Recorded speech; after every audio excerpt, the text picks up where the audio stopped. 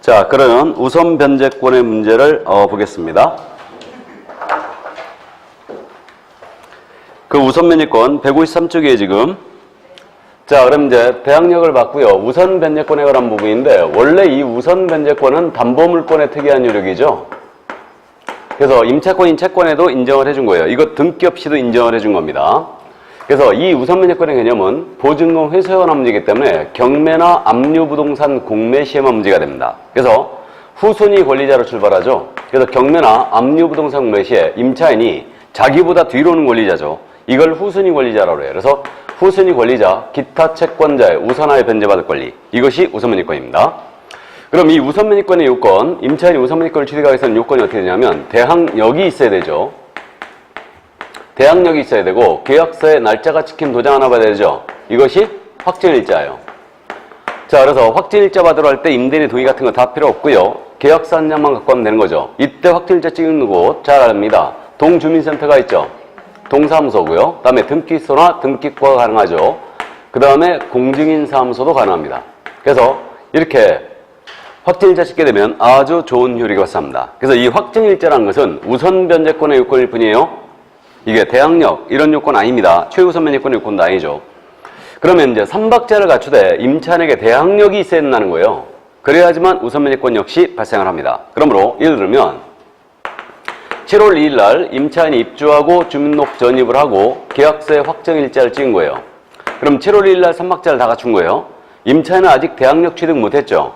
그러니까 대항력 취득 시점에 우선 변제권도 이때는 같이 취득을 하게 됩니다. 그래서 이때 0에서부터 취득한다 봐야 되죠.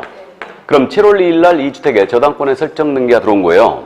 그러면 이때는 이거 경매 넘어왔을 때 우선 변제권은 저당권이 먼저죠. 그 다음에 7월 3일 날 저당권 등기가 이 주택에 들어온 겁니다. 그러면 이때는 임차인이 먼저죠. 이 저당권자는 9시 넘어야 됩니다. 그러니까 임차인이 이때는 우선 변제권이 먼저다. 자, 그런데 임차인이 7월 2일 날 입주와 주민등록 전입을 했던 거예요. 근데 계약서의 확정일자는 7월 5일 날 찍었던 겁니다. 근데 7월 5일 날 저당권의 설정 등기가 이 주택에 들어온 겁니다. 그럼 우선 변제권 이때는 누가 먼저다? 임차인이 먼저가 아니죠. 동순이죠, 이거는. 동순이에요. 그러니까 임차인이 7월 2일 날 입주 주민등록을 했으므로 7월 3일 0시부터 대항력을 취득했죠. 대항력을 취득한 상태에서 확정일자 찍어버리면 이날로부터 임차인은 우선 변제권 취득했죠. 저당권도 설정 등기한 날로부터 우선 변제권 취득했기 때문에 이때는 우열을 가릴 수가 없어요. 그러니까 동순위 배당입니다. 근데 대항력은 지금 임차인이 앞서고 있죠. 저당권보다. 맞죠? 그러니까 임차인이 선순위 담보권이 없다면 임차인은 대항력을 주장하는 게 이 경우에는 유리할 수 있어요. 그러나 우선 변제권은 둘이 동순이에요. 이걸 뒤집어 보면 더 확실해진다. 작년에 그래서 이걸 물어봤던 건데 만약에 7월 2일 날 계약서의 확정일자를 먼저 찍은 거예요, 임차인이. 그럴 수 있죠. 그래놓고 이 임차인이 7월 5일 날 입주와 주민등록 전입을 했던 겁니다. 그럼 이때는 임차인은 아직 대항력 취득 못했죠. 그러니까 우선 변제권 취득 못한 거예요. 그래서 7월 6일 0시부터 취득하는 거죠. 그래서 이때 이제 취득하게 되고요. 그럼 7월 5일 날 저당권 등기가 들어오면 당연히 저당권이 우선 변제권이 먼저죠. 근데 7월 6일 날 들어왔다. 그러면 당연히 임차인이 먼저가 되는 거예요. 이해되십니까? 그래서 3박자를 갖추되 임차인이 대항력이 있어야 된다는 걸 명심해야 돼요. 그럼 이제 이 저당권과 우열을 가릴 수 있어요. 실무적으로 우리는 이런 일이 있을 수 있죠? 예, 그렇기 때문에 일단은 그 신규주택 같은 이런 경우가 있을 수 있기 때문에 꼭 주의를 요합니다. 정확하게 날짜로 알고 있어야 돼요. 자, 그럼 우선 변제권에 관한 문제를 다 봤고요. 그 밑에 이제 우선 변제권의 승계란 말이 나오고 있어요. 금융기관 등이 임차인의 보증금 반환 채권을 계약으로 양수했어요. 양수하게 되면 양수한 금액의 범위에서 우선 변제권을 금융기관은 승계합니다. 그럼 이때 우선 변제권을 승계한다고 그랬는데 이거는 승계는 금융기관 등에게만 인정하는 거예요, 지금. 그러면 일반 채권자는 이거 승계할 수 있어요, 없어요? 없습니다. 일반 채권자는 안 돼요. 그러니까 일반 채권자가 임차인으로부터 보증금 반환 채권을 양수받았어요. 그렇다고 우선 변제권 승계 못합니다. 이게 우리 대법원의 태도고 금융기관에 대해서만 특별 규정을 두고 있는 거예요, 지금. 그래서 요즘 전세자금 대출을 금융기관이 해주면서 이거 담보력을 확보하기 위해서 일단은 금융기관에겐 승계를 인정한 겁니다. 그런 말이에요. 금융기관이 우선 변제권을 승계했거든요. 근데 임차인이 대항력권을 상실했어요. 또는 임차권 등기를 말소했습니다. 그렇게 되면 이때는 임차인이 대항 요건을 상실해버리면 또는 임차권과 말소가 되면 금융기관은 우선매권을 행사할 수가 없어요. 맞죠? 임차인의 이 우선매권을 전제로 행사할 수 있는 겁니다. 그리고 이 승계한 금융기관 있잖아요. 우선매권을 승계했어요. 그러면 이거 우선매권 행사하기 위해서 그 임대차 계약을 해지하거나 이거 할 수 있나요? 못하죠. 그러니까 임차인을 대위하거나 대리하여 임대차 해지할 수는 없습니다. 계약 해지나 해제는 계약 당사자가 해야 되죠. 그래서 그 점 일단 이해를 해두시고요. 자, 그럼 이제 우선 변제권을 받고 이제 최우선 변제권을 보겠습니다. 그럼 이제 최우선 변제권은 개념적으로는 가장 먼저 경매 절차에서 배당을 받아갈 권리입니다. 이게 바로 최우선 변제권인데 임차인이 최우선 변제 이거는 보증금 역시 회수에 관한 문제니까 경매나 압류부동산 공매 시에만 문제가 되고요. 이거는 보증금 중 일정액이죠. 임차인이 보증금 중 일정액을 다른 담보권에 우선하여 변제받을 권리예요. 해서 구분을 어떻게 하냐면 우선 변제권은 후순위 권리자 기타 채권자로 출발하는 거예요. 근데 최우선 변제권은 보증금 중 일정위로 출발하고 있죠 지금. 이렇게 나오면 이게 최우선 변제예요. 이거는 그래서 최우선 변제란 말은 우리가 강학상스러운 표현인데 일반적으로 최우선 변제란 말을 다 씁니다. 시험에서도.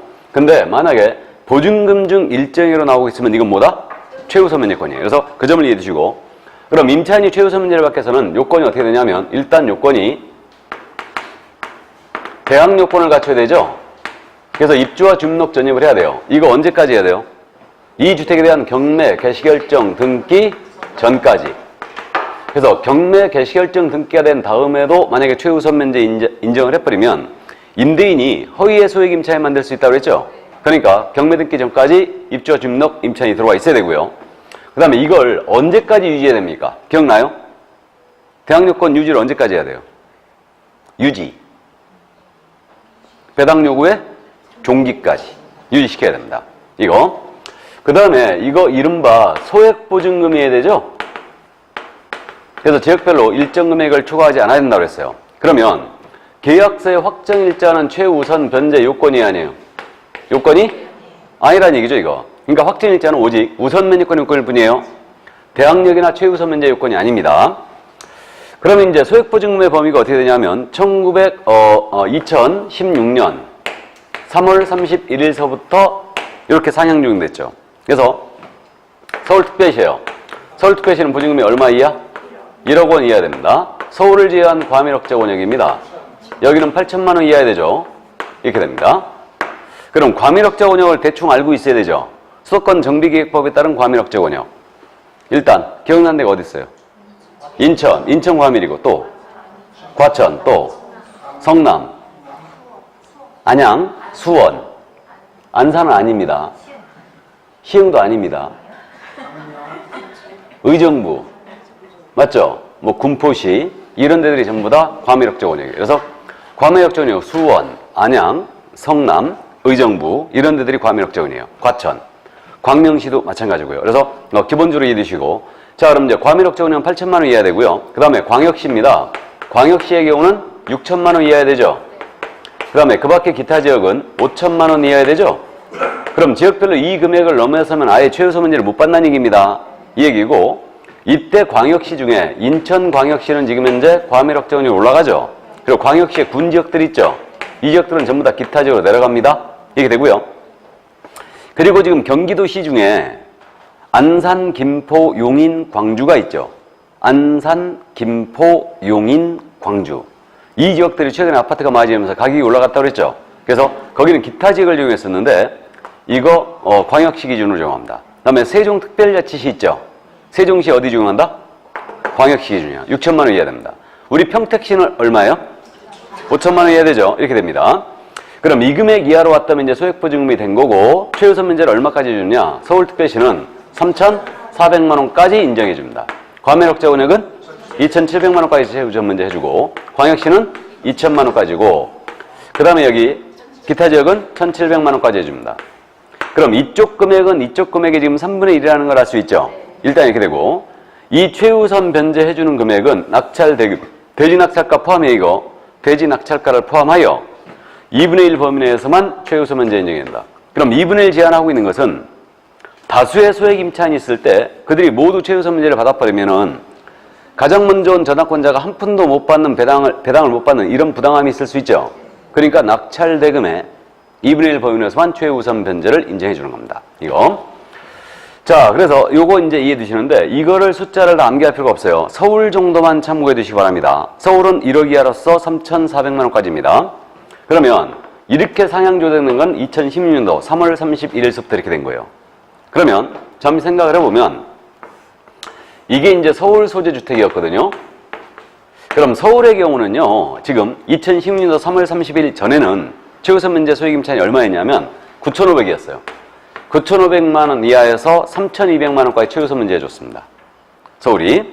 그럼 서울 소재 주택 임대차였는데 여기에 권리관계가 어떻게 돼 있었냐면 1번에 저당권이 가장 먼저 들어왔어요. 근데 이 저당권 설정 등기일이 16년도 1월 20일이었습니다. 그 다음에 근저당권자가 여기 들어왔는데 근저당권자는 16년도 5월 20일이었어요. 그 다음에 세 번째로 임차인이 들어왔는데 이 임차인이 보증금이 1억이었거든요. 근데 이자가 들어온 날짜는 16년도 10월 20일이었습니다. 이렇게 된 거예요. 이 주택 경매로 넘어갔거든요. 그럼 요거 임차인이 있잖아요. 요 임차인은 1번 저당권자에 앞서서 최우선 면제 3,400을 받을 수 있겠는가? 바로 이 문제예요. 받을 수 있을까요? 없을까요? 받을 수? 없다. 없죠. 저당권자 설정 등기를 생각해 보세요. 그럼 저당권자 설정을 할 때는 16년 1월 20일이었죠. 그러면 이때 당시에는 9,500 이하라면 3,200까지 해줬죠. 그럼 저당권자는 저당권 설정 등기하면서 그 생각했을 겁니다. 내가 가장 먼저 저당을 잡지만 나보다 뒤로 들어온 임차인이 만약에 9,500만 원 이하라면 경매일차에서 3,200원 양보해야지 라는 신뢰를 하고 있었죠. 근데 주임법 시행령이 개정이 되면서 이게 서울의 경우 1억 원으로 상향 조정된 거예요. 그러면 이 저당권자의 신뢰를 보호해야 되기 때문에 야 눈에는 요 1억 원 임차인은 최우선 면제 소액 임차인으로 보이지가 않는 거예요. 맞죠? 그래서 이자에 앞서서는 3,400 최우선 면제 못 받습니다. 근데 2번 근저당권자는 설정 등기일이 16년 5월 20일이었죠. 그럼 야는 이때 당시엔 1억 이하가 분명히 맞죠. 그러니까 근저당권자에 앞서서는 최우선 면제를 받을 수가 있지요. 이해되세요? 그러니까 실무적으로 여러분들은 소액임대차 중개할 때는요, 저당권 설정 등기를 꼭 따져봐야 됩니다. 따져가지고 그때 당시에 소액임차인이 어떻게 됐는가를 꼭 따져봐야 돼요. 그래갖고 임차인한테 얘기를 해줘야 되죠. 이 저당권자에 앞선 최우선 우선 면제를 받을 수 있다, 없다를 알려줘야 됩니다. 그래서 현재 주임법의 규정에 따르면 소액 임차인일지라도 주임법 종전 규정에 의할 경우 선순위 담보권자와의 관계에서 최우선 면제를 받을 수 없는 경우가 있을 수 있다. 이해해 주세요, 이거. 그래서 이거 저당권 설정 등기일로 최우선 면제 기준일을 잡습니다. 그래서 이제 그 점을 꼭 이해해 두시고요. 자, 그다음에 그럼 우선 면제권을 최우선 면제권까지 이제 다 봤습니다. 다 봤고 거기 그저 153쪽의 맨 밑에 최우선 면제권 맨 밑에 주택임대차위원회 설치라고 돼 있죠. 그래서 이 소액임차인의 범위 있잖아요. 소액임차인의 범위를 정하기 위해서 법무부죠. 법무부에 주택임대차위원회를 둔다, 둘 수 있다. 예? 둔다. 이거 필수기간입니다. 그래서 소액임차인의 범위를 정하여서 법무부에 주택임대차위원회를 둔답니다. 왜 법무부에 두느냐? 법이라는 것은 주무부처 장관이 있다고 그랬죠? 주택임대차법, 상가건물 임대차법은 주무부처 장관이 누구예요?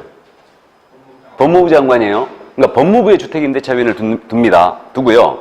위원장은 누가 하냐면 법무부 차관이에요. 법무부 차관이 합니다. 위원장은. 이렇게 이제 하고요. 그 다음 위원회 구성은 9명 이상 15명 이내로 구성합니다. 9명 이상 15명 이내로 구성을 하게 되어 있고요. 그 다음에 임기 있잖아요. 임기는 2년으로 합니다. 1회 하나 연임할 수 있어요. 그래서 여기서 소액임차인의 범위를 모두 결정을 하고 있죠. 그래서 주택임대차위원회는 법무부에 두는 필수기관이다. 그다음 위원장은 법무부 차관이 하고 나아가 그저 위원회 수 9명 이상 15명 이내로서 그 임기는 2년으로 하고 있고요. 보궐위원회는 전임자 잔여기간으로 하겠죠? 이 정도 이제 감만 잡아두시고. 자, 그럼 이제 넘어가 볼까요? 임차권 등기명령제가 등장하고 있죠, 이제. 그럼 임차권 등기명령제인데, 요 임차권의 등기명령제는 임대차 계약이 끝났는데 임대인이 보증금을 안 돌려주는 겁니다. 그럼 임차인은요, 대항력권 언제나 유지해야 돼요. 대항력, 우선면역권, 최우선면역권 모두 대항력권을 유지하라는 얘기가 있거든요. 그러니까 이사를 가버리면 이 좋은 유력을 다 잃게 되죠. 그러니까 임대인이 보증금을 안 돌려주면요, 이거는 이사를 가지도 못하고 오도 가도 못하는 시세가 하는 거예요. 그래갖고 임차권 등기명령제가 도입이 되어 있는 겁니다. 그래서 임차권 등기명령 신청은 임대차 계획 종료가 된 경우에 보증금을 반환 못 받아야 됩니다. 반환받지 못한 임차인이에요. 임차인은 단독으로 임차주택 소지에 관할 법원에 임차권 등기명령을 신청할 수 있죠. 그럼 임차권 등기명령 신청하면 3주 정도면 최종적으로 촉탁으로 임차권 등기가 돼버립니다. 그럼 우리는 이 임차권 등기 효력을 기억해야 되죠. 그럼 임차권 등기가 돼버리면 이 임차권 등기는 등기한 날로부터죠. 등기한 날로부터 임차인에게 대항력과 우선 변제권을 취득을 시킵니다. 근데 임차인이 이미 이 등기 전에 취득한 대항력 우선 변제권이 있었어요. 이건 그대로 유지가 돼야 되죠? 이건 이사를 가더라도 유지가 됩니다. 그래야 되겠죠? 자, 그다음 이제 요 임차권 등기했어요. 등기해놓고 임차인이 이사를 가버린 거예요. 그럼 주택이 비었죠? 그러면 요 임차권 등기 후에 새로운 임차인이 들어올 수 있잖아요? 그 새로운 임차인은 소액 임차인일지라도 최우선 변제는 인정한다, 안 한다? 안 한다. 이건 선순위 저당권자에게 피해줄 우려가 있기 때문에 그런 거죠. 그래서 소액 임차인이 빈 자리는 소액 임차인이 들어올 가능성이 커요. 근데 또 이자에게 최우선 변제 인정해버리면 저당권자 피해 입더라 이거예요. 그렇기 때문에 임차권 등기 후에 들어온 임차인에게는 소액 임차인일지라도 최우선 변제 인정 안 합니다. 근데 이 등기 후에 들어온 임차인이 확정일자 찍었어요. 우선 변제권은 인정해야 되겠죠? 이건 저당권보다 후순위로 밀리니까. 그래서 우선 변제권은 인정합니다. 자, 그 다음에 여기 비용이 소요되더라 이거예요. 이 비용에 대해서는 누가 부담해야 되겠습니까? 당연히 임대인이죠. 임대인에게 청구 가능하다 그랬죠.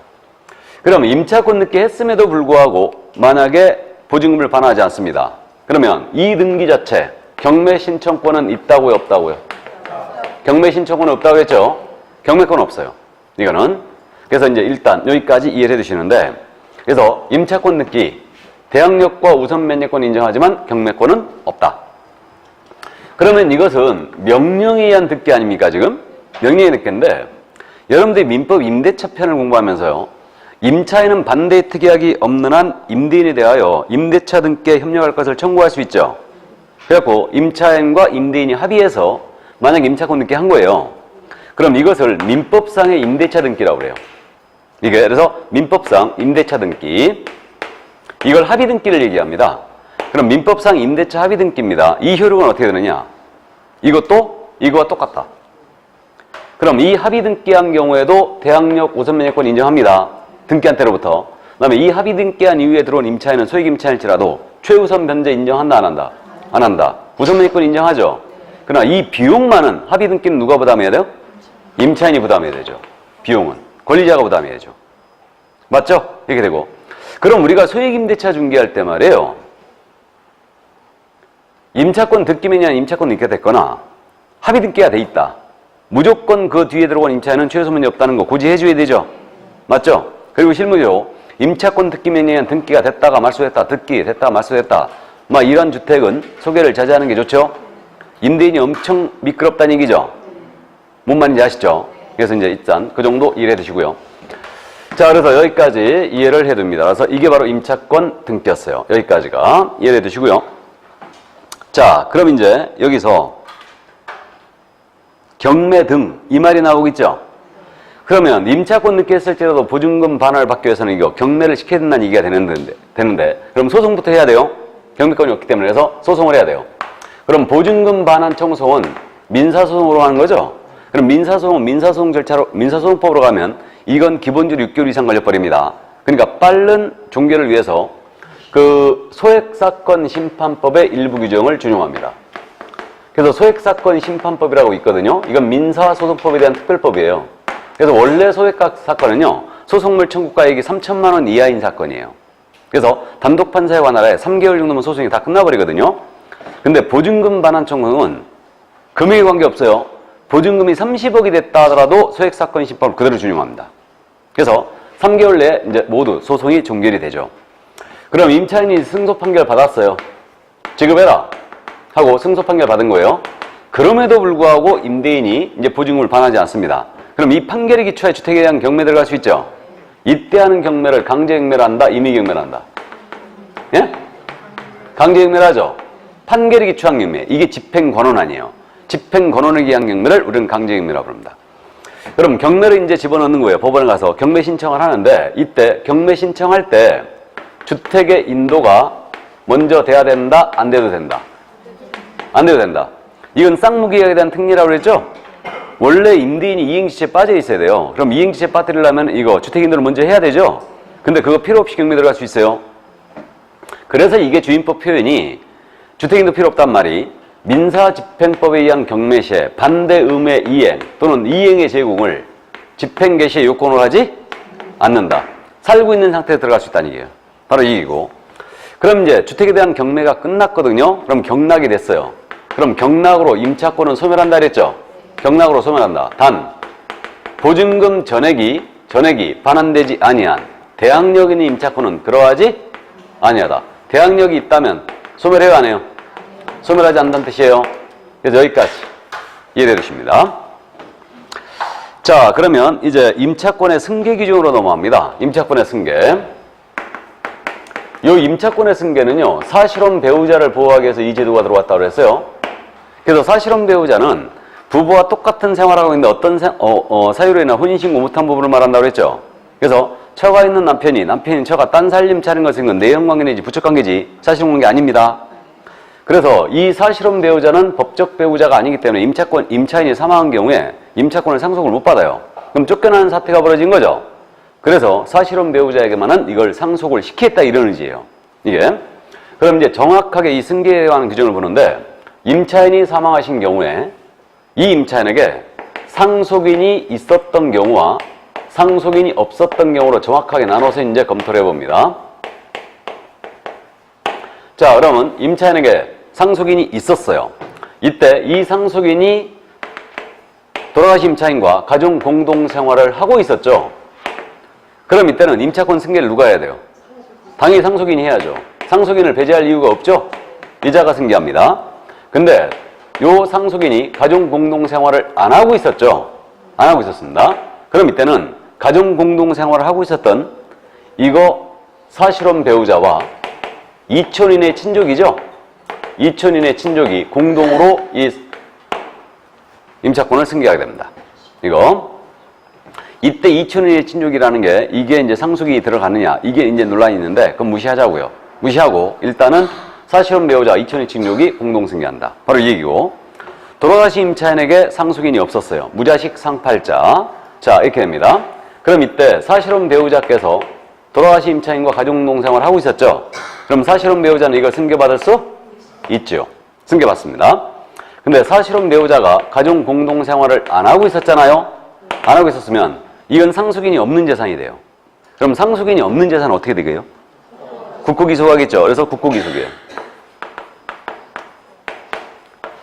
다만 그 국고기속되는 상속재산에 대하여 우리 민법에 특별연고자에 대한 재산분여신청제도가 있어요. 특별연고자 재산분여신청제도. 그래서 국고기속되는 상속재산에서 특별연고자는 재산 그것 좀 나눠주세요 라고 할 수 있거든요.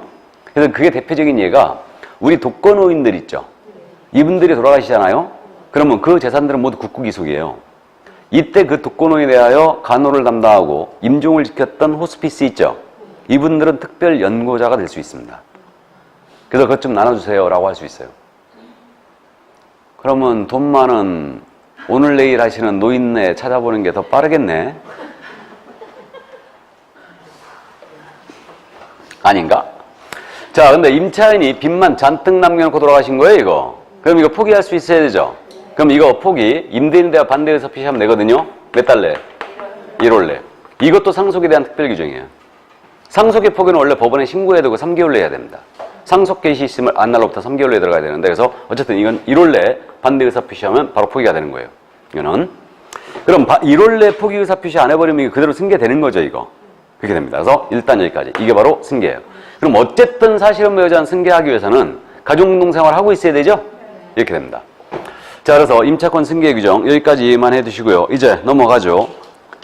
차임 등의 증감 청구권이란 말 나와 있죠? 자, 그래서 기타 규정인데 이제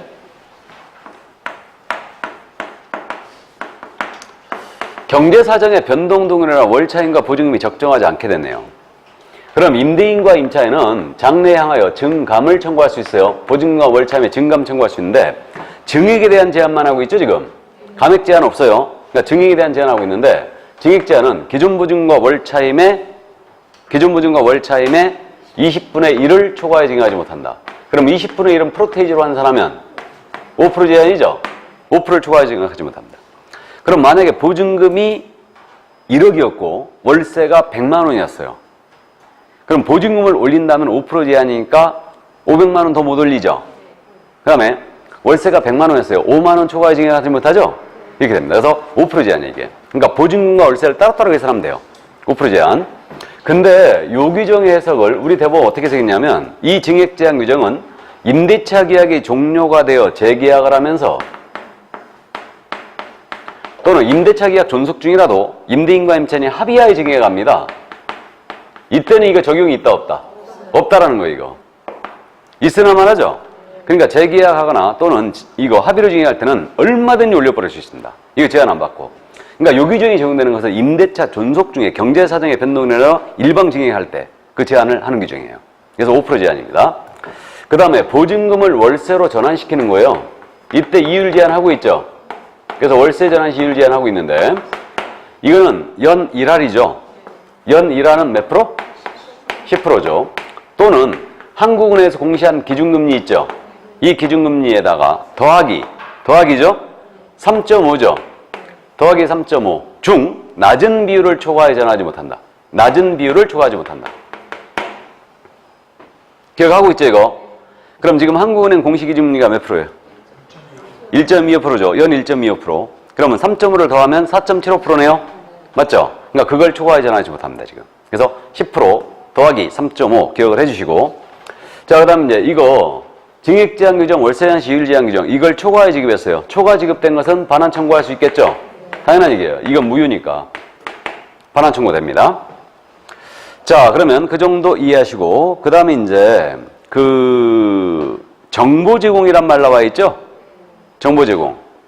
정보 제공이 나와 있는데 주택임대차에 대해 이해관계했는지 합니다. 이해관계에는 이거 임대차 관계에 대한 정보를 제공 요청할 수 있죠.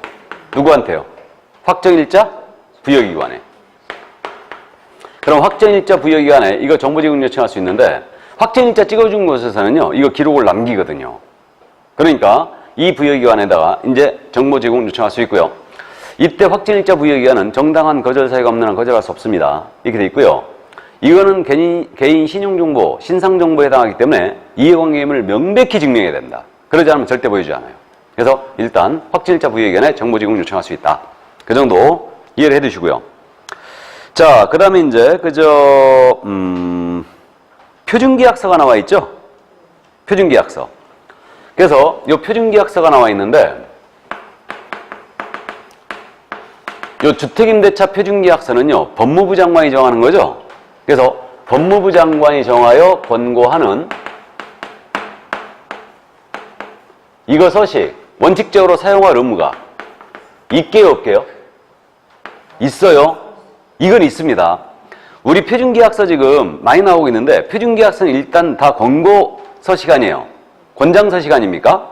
근데 법무부 장관이 정하는 임대차 계약을 주택임대차 계약을 서면으로 할 때는 법무부 장관이 정할 사용을 권고하는 표준계약서를 사용할 의무가 있어요. 사용해야 한다고 돼 있죠, 이거.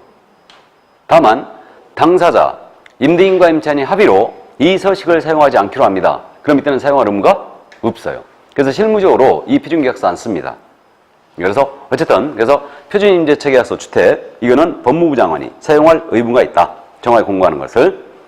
자, 그럼 그 정도 이해를 해 두시고 여기서 말이에요. 주택임대차 표준계약서는 왜 법무부 장관이라고요? 담당 장관이 바로 법무부 장관이니까. 맞죠? 이렇게 돼 있고. 그 다음에 이제 주택임대차위원회가 지금 나오고 있죠? 그래서 이거 앞에서 잠깐 이제 돼 있는데, 이 주택임대차위원회 이제 조금 이제 좀 더 세부적으로 보자 하면서 다시 한번 정리해 놓은 건데, 법무부에 둔다라고 돼 있죠, 이거? 그 다음에 위원장은 법무부 차관이 한다고 그랬고, 그 다음에 이제 위원장 1명 포함하여 9명 이상 15명 이내의 위원으로 구성이 됩니다. 그래서 이거는 위원장이 위촉해요. 바로. 법무부 차관이 위원들을. 그 다음에 임기는 2년이라고 1회 연임 가능하다고 그랬고, 그 다음에 이제 예산의 범위 안에서 수당을 지급하고 운영에 필요한 사항은 법무부 장관이 정한다. 이렇게 돼 있네요. 그래서 일단 이 정도 이해만 해두시고요. 그 다음에 그 주택임대차 분쟁조정위원회가 나와 있죠. 이게 이번에 지금 신설이 된 거 아니에요? 주택임대차 분쟁조정위원회. 그래서 원래 제 기억에 이 주택임대차 분쟁조정위원회라는 것은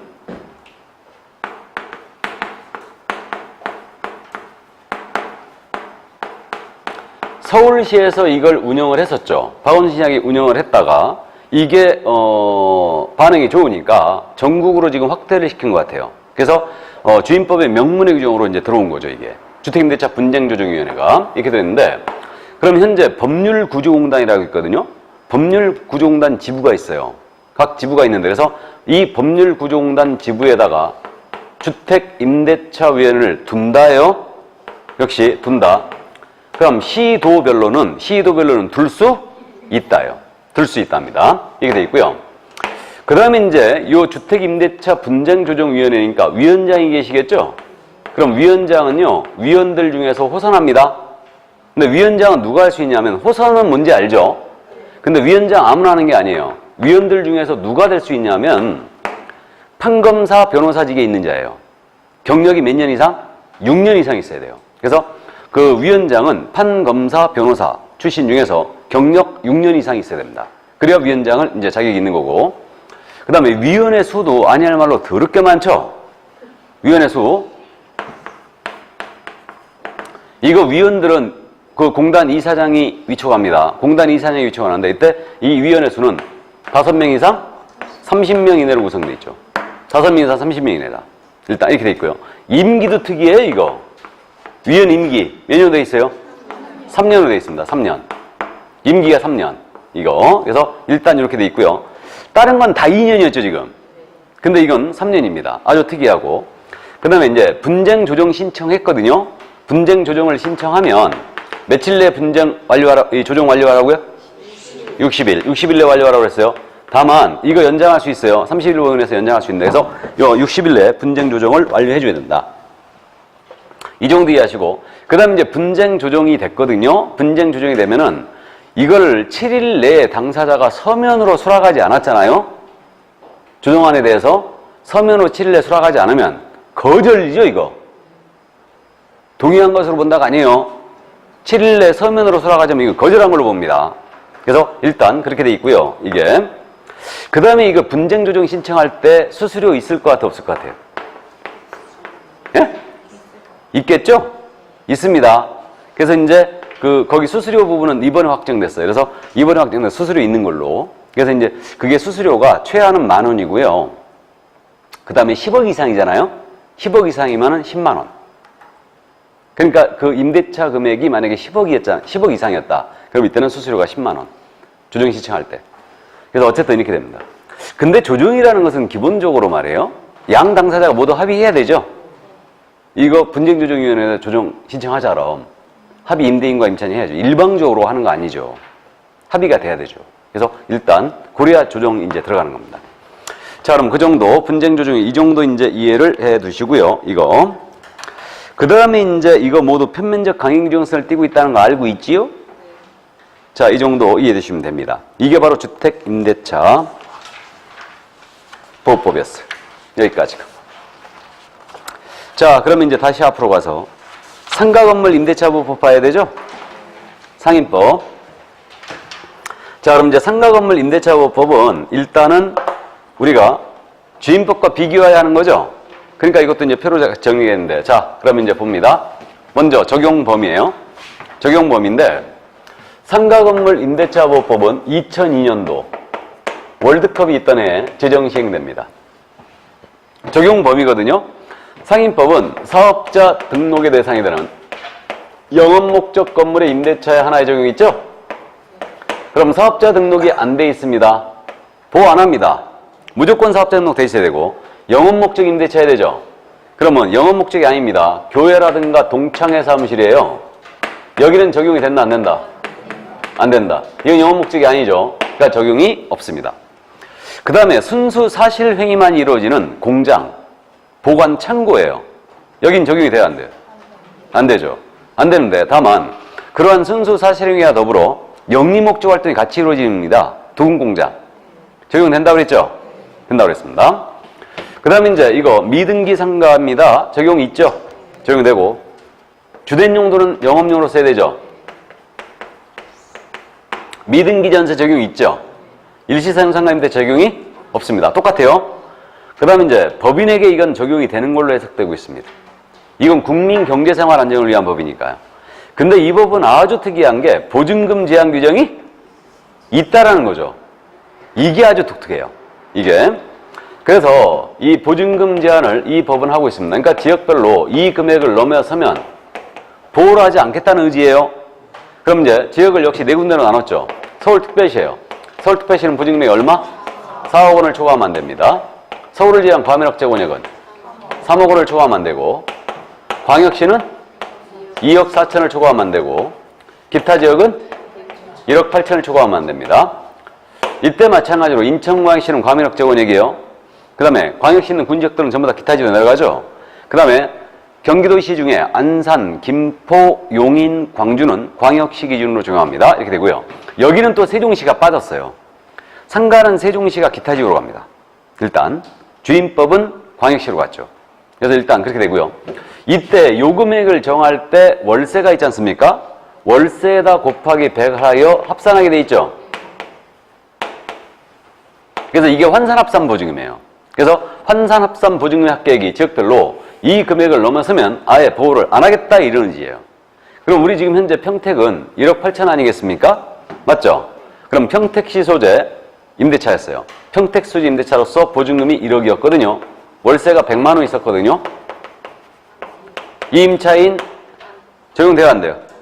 안 되는 거죠. 환산 2억 됐죠 지금? 이렇게 됩니다. 그래서 보증금 제한이 있다는 게 아주 독특하다. 이 점 이해해 주시고요.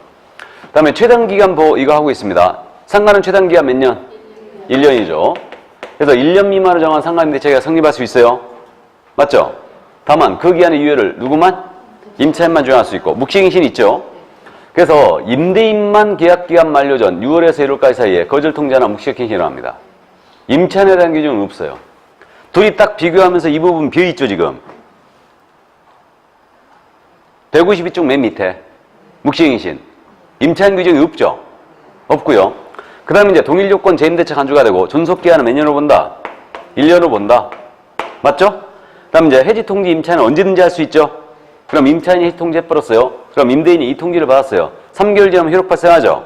그 다음에 이계 차임연체 이런 말 없죠. 그러니까 주임법과 똑같이 묵시갱신은 있는데 임차인에 대한 규정은 싹 빠졌더라. 왜 빠졌느냐?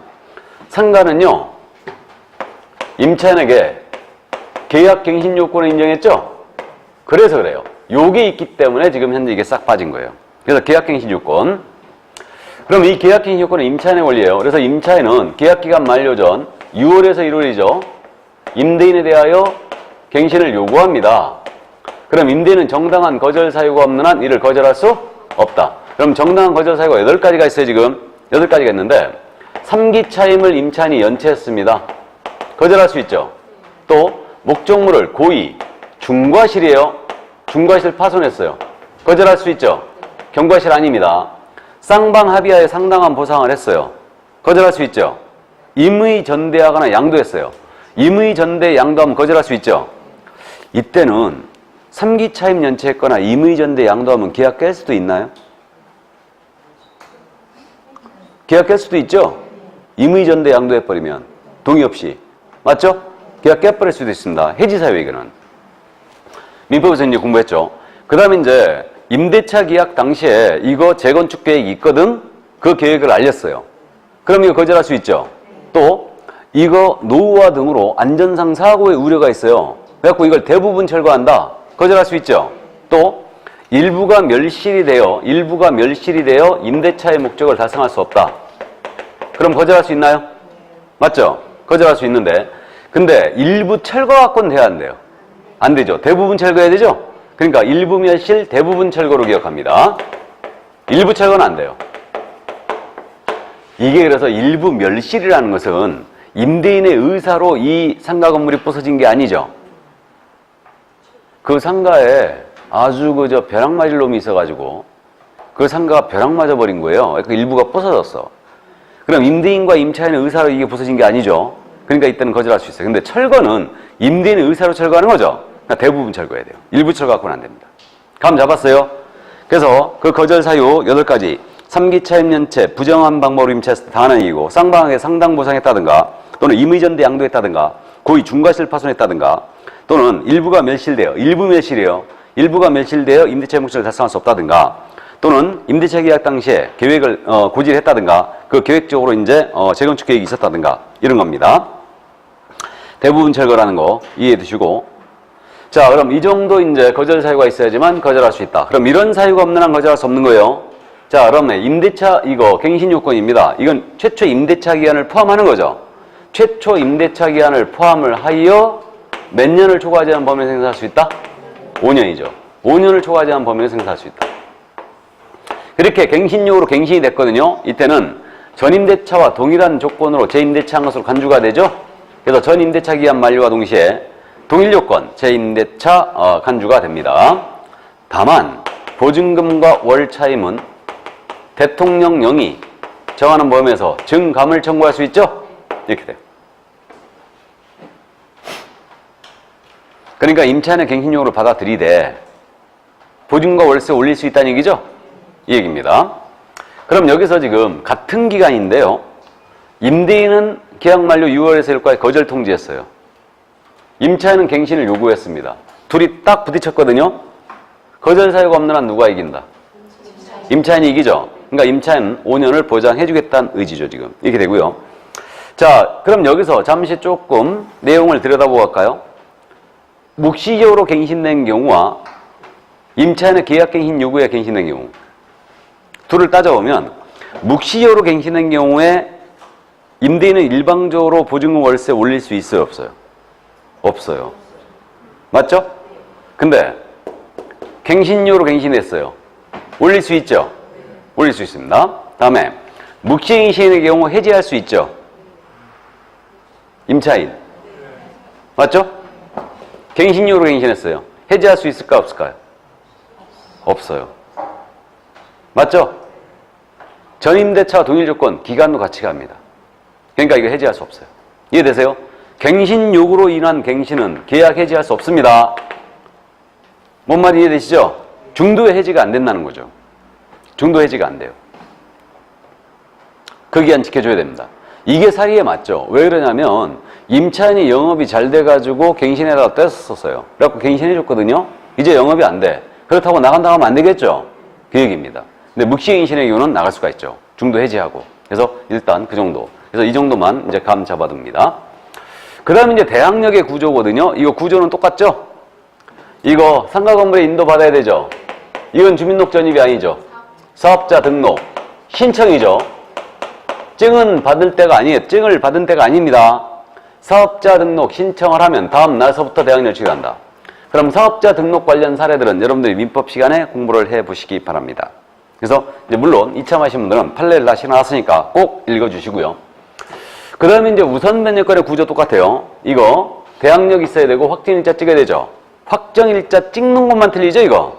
어디가 찍어야 돼요? 관할 세무서장이죠. 이 점 명심해 주시고. 그 다음에 이제 최우선 변제권의 구조도 똑같아요. 그래서 이거 확정일자 요건이 아니고 경매 등기 전까지 대항요건 갖춰야 되고요. 소액보증금이 해야 됩니다. 이때 소액보증금의 범위가 상가 서울입니다. 얼마여야 돼요? 6,500만 원 이하. 과밀업자 운역은 5,500만 원 이하. 광역시는 3,800만 원 이하. 기타 지역은 3,000만 원 이하. 이렇게 되고요. 이거 상가는요. 소액 임차인의 범위를 정할 때도 월세 곱하기 100을 하여 합산합니다. 그럼 환산보증내 합계액이 각 지역별로 6,500, 5,500, 3,800, 3,000이 나왔습니다. 그럼 이 금액 만약에 이하로 왔다면 최우선 면제 받을 수 있죠? 그럼 이때 최우선 면제 해주는 금액은 서울입니다. 2,200만 원까지. 여기 과밀업자 운역은 1,900만 원까지. 여기는 1,300만 원까지. 기타 지역은 1,000만 원까지예요. 그럼 우리 평택은 지금 3천에서 1,000이죠?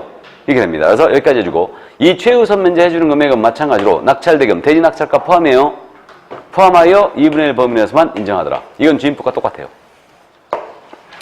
그럼 가만히 들여다보면 말이에요. 주임법은 월세를 따져 안 따져? 최우선 면제 임차 인정할 때? 안 따져요. 상위법 월세 따지죠? 이렇게 됩니다. 그래서 이제 그 점도 차이가 일단 있다는 거예요. 이렇게 되고요.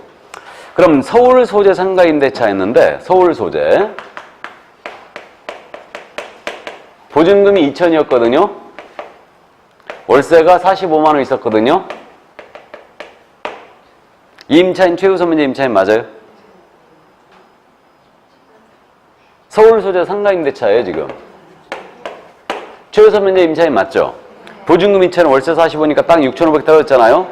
이 상가 경매로 넘어갔거든요. 최우선 면제 얼마를 받을 수 있다? 예? 2천에 2,200이에요. 2천이죠? 2천. 보증금이 2천이니까. 맞죠? 2천이죠. 그래서 이제 마지막 물어봤어요. 마지막 물어봤습니다. 그러니까 요 금액은 최우선 매제 받을 수 있는 최고 금액이죠? 이 금액보다 보증금이 적어버리면 그 한도 내에서 받는 거예요. 그래서 일단 이렇게 되고, 그러니까 상가는 월세를 언제나 고려한다는 점, 이 점을 감안해 주시고요. 자, 그래서 보증금액 범위 내에서 이제 가져가는 거다. 여기까지. 이게 최우선 문제고, 임차권의 득기명리제, 두 법이 완전히 똑같습니다. 이건 하나만 틀려요. 그래서 그냥 통으로 해놨죠? 똑같다고. 그 다음에 이거 보증금 반환 청구소송 있죠? 똑같아요. 상가인도 필요 없고, 다음에 경락으로 소멸하고, 대항력 있으면 소멸하지 않고. 똑같습니다. 그 다음에 이제 임차권 승계 규정이거든요? 승계 규정은 상인법에 있다, 없다? 없다. 이거 사실혼 배우자까지 상가를 승계시킬 필요가 없죠? 없습니다. 다음, 기타. 이제 증액 제한이에요. 상가는 증액 제한이 100분의 9죠? 9% 금액이다. 9%. 이 점 주의하시고. 5대 9로 숫자 꼭 기억하세요, 우리는. 이것도 숫자 엄청 중요합니다, 이거. 그래서 기억해 주시고. 월세 제한 시일 제한 규정. 상가는 연 1할 2푼이죠. 연 1할 2푼은 몇 프로? 12%. 또는 한국은행에서 공시한 기준금리에 이건 곱하기죠. 곱하기 4.5. 그래서 한국은행 공시기준금리의 4.5배 중 낮은 비율을 초과 이전하지 못한다. 그래서 말이에요. 이거는 더하기죠. 이거는 곱하기죠. 이게 원래 곱하기였다고 그랬죠? 근데 올해 이게 더하기 3.5로 바뀐 거죠, 지금. 곱하기 4에서. 한국은행 공시기준금리를 지금 올릴 가능성이 큰 거죠. 그러니까 이제 올리게 되면요. 곱하기 4를 해놨더니 이게 쭉쭉쭉 올라가더라 이거예요. 그래서 더하기 3.5로 바꾸는 거예요, 지금. 근데 상가는 여전히 곱하기 4.5입니다. 이 정도 이해되시고. 뭐, 초과 지급된 거 반환 청구할 수 있다 규정은 상관없지만, 당연히 이제 반환 청구할 수 있을 걸로 보이고요. 그 다음 이제 이해관계에는 임대차 관계에 대한 정보제공 요청할 수 있죠. 이거는 누구한테 정보제공 요청할 수 있게요? 세무서장이에요. 세무서장이 여기는 확진일자 부여기간이죠. 이자기 요구할 수 있고. 그 다음 이제 표준 상가 임대차 계약서 있죠.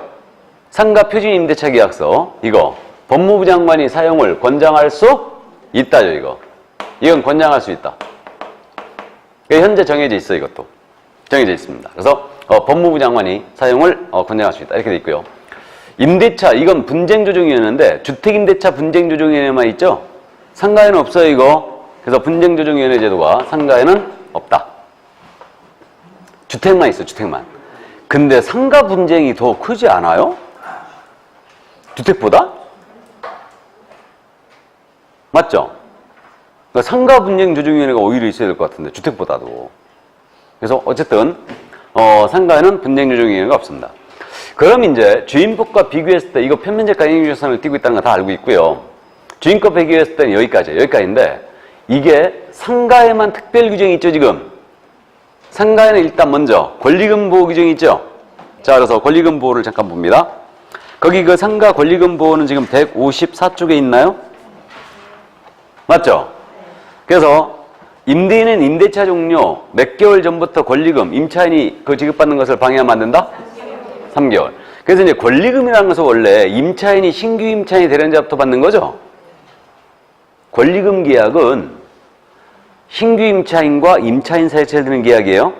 맞죠? 그래서 이제 이 임대인은 권리금에 대해서 계약 만료 3개월 전부터 이거를 방해하면 안 되십니다.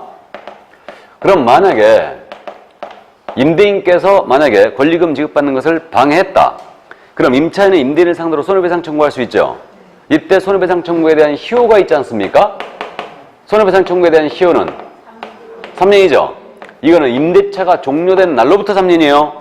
임대차가 종료된 날로부터 3년입니다. 그래서 이제 그 점 이해해 두시고요. 이거. 그 다음에 권리금에 대한 표준계약서를 사용하여 권지화할 수 있죠. 누가? 이건 국장이에요. 상가임대차, 주택임대차 표준계약서는 법무부 장관이죠. 근데 권리금에 대한 표준계약서는 왜 국장이냐 하면 권리금은 부동산 거래에 부수하고 있거든. 이해되셨어요? 그럼 우리 국장은 표준계약서를 정하여 사용 권장할 수 있고 정해져 있고 현재 권리금에 대한 기준을 고시할 수도 있겠죠? 그래서 국장은 권리금에 대한 기준을 고시할 수 있습니다. 이렇게 돼 있고요. 그 다음에 이 권리금 보호 규정은 이거 대규모 점포입니다. 준대규모 점포입니다. 여기는 적용이 없어요. 국가가 임대인이었다. 적용이 없어요. 그럼 이제 백화점이라든가 뭐 대형 할인마트들 여기는 적용이 없다는 얘기죠. 바로 그 얘기입니다. 그래서 일단 이 정도 이해를 해두시고요. 권리금 이해해 두시고요. 그 다음에 이제 또 상가에 특별 규정이 있는 게 해지에 대한 특별 규정이 있죠. 맞죠? 그래서 해지에 대한 특별 규정이 있는데 그 교재 155조 차임 등 증감 밑에 바로 해지가 있죠? 해지가 있습니다. 우리 주택임대차 계약은 주택임대차보호법에 별도 해지 특별 규정이 없죠. 그러니까 민법에 따른 해지 규정을 적용합니다. 2개 차임연체죠, 그럼? 2개 차임연체. 상가는 몇 개 차임연체? 3기 차임연체. 그러니까 상가는 3기 차임연체해야지만 3기 차임액에 달하도록 연체해야 돼요. 그럼 월 차임이 만약에 100만 원이었다면 300만 원 연체해야 되죠. 그래야 계약 해지할 수 있습니다. 그래서 이제 요 해지에 대한 특별 기준을 갖고 있죠. 이거고요. 그 다음에 이제 또 요게 이제 특별히 있는 규정들이고 그 155쪽 맨 밑에 전대차의 준용이란 말 나와 있죠. 상가는 지금 전대차가 많죠. 전대차가 많은데 이건 적법 전대차를 얘기합니다. 맞죠? 그래서 적법 전대차를 얘기하는데 전차인도 일부 보호를 받는 거죠. 전차인도요. 3기 차임연체에서 계약할 수 있다고 돼 있죠. 이거 보호받고요. 그 다음에 나아가서 전차인도 월세 전환 시 이율 제한, 징역 제한 규정, 임차인의 계약갱신 주권을 대위 행사할 수도 있죠. 이거 보호를 받아요. 그래서 적법 전차인은 보호를 받습니다. 그래서 이제 전차인에 특별 규정이 있고 그 다음에 다시 앞으로 가서 적용 범위를 잠깐 보시죠. 152쪽에 152쪽에 지금 적용 범위 상가는 말이에요. 이렇게 보증금 제한 규정을 두고 있다고 그랬죠. 그럼 상가임대차법의 원래 취지가 지역별로 이 금액을 넘어서면 아예 보호를 안 하겠다는 이런 의지였죠. 이런 의지예요.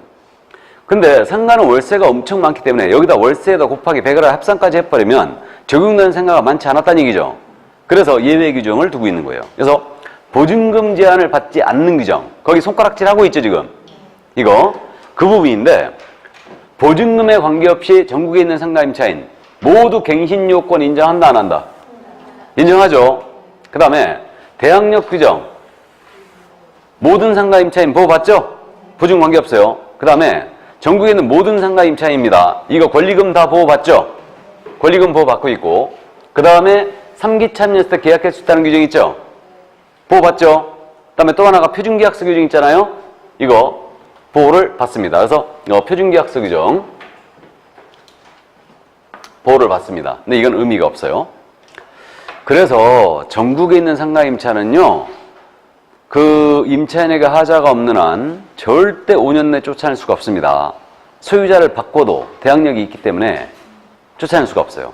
맞죠?